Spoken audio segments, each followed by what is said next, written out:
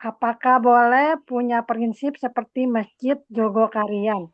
Saldo nol, setiap dana yang masuk langsung dikeluarkan hingga nol.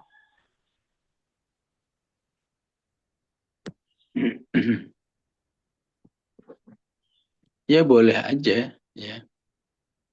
Ini secara pribadi sudah dibahas oleh para ulama. Bolehkah orang jadi seperti Abu Bakar atau jadi Umar? Ya. Abu Bakar prinsipnya kalau Joko Karian begitu, nggak boleh ada saldo. Umar nggak bisa, harus ada saldo. Kita kan nggak tahu hidup kita. Ya.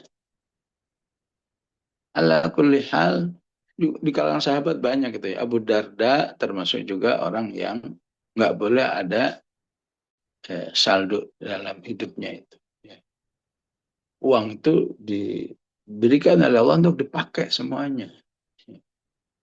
Muawiyah nggak harus ada tabungan. Jadi masing-masing tujuannya bagus sebetulnya. Ya. Kenapa ada prinsip kayak Abu Bakar gitu atau kalau sekarang selanjutnya Karian?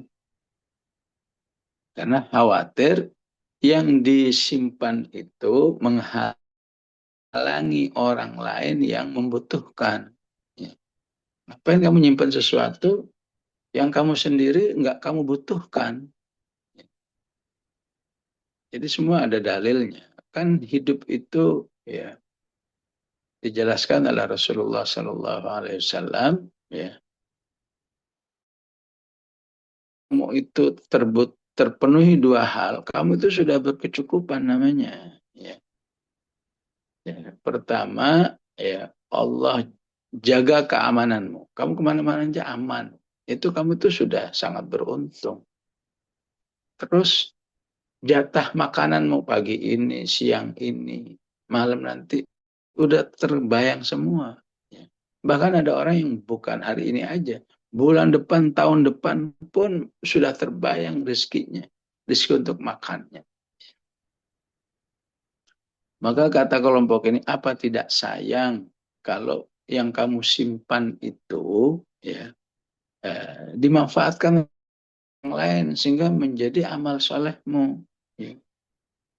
Bagaimana kalau yang kamu simpan, simpan, simpan, simpan, tahu-tahu ajalmu datang.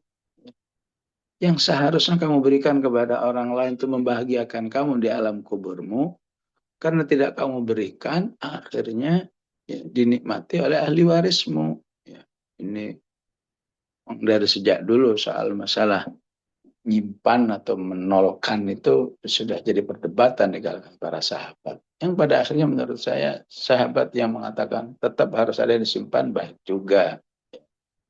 Ya. Umar lebih memilih harus ada yang disimpan. Untuk apa? Menjaga iffah. Ya. Jangan sampai giliran kamu butuh karena semua kamu habiskan. Ya. Terus giliran kamu butuh, ada keluarganya yang sakit atau ada musibah apa, butuh biaya yang banyak punya. Ya. Harus minjem, harus. Walaupun betul orang lain wajib menolongmu sebagai saudara ya.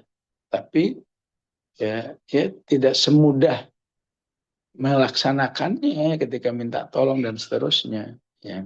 Oleh karena itu, kalaupun ulama menguatkan, kalau kamu mau meniru Abu Bakar, ya kalau istilah masjidnya Joko Karian, kalau memang cash flow uangmu jelas, gitu ya. Ya. Ibaratnya kalau masjid itu sudah punya donatur-donatur tetap. Yang pasti kalau tiap bulan si fulan 10 juta, si fulan 50 juta, si fulan 100 juta. Wah itu silakan. Ya.